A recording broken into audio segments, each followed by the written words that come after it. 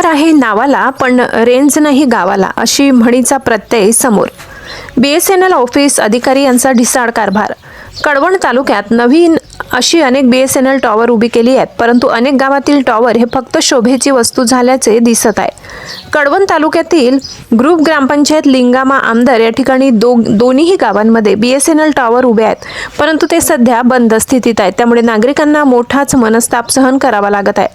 सर्व कामे ऑनलाईन झाल्याने नेटवर्कची गरज भासते. या भागात नेटवर्क नसल्याने नागरिकांना मोठी धावपळ करावी लागत आहे. दवाखान्यातील कामांसाठी, रुग्णवाहिका असो किंवा इतर ऑनलाईन कामासाठी चक्क डोंगरावर जाऊन फोन करण्याची वेळ येत आहे.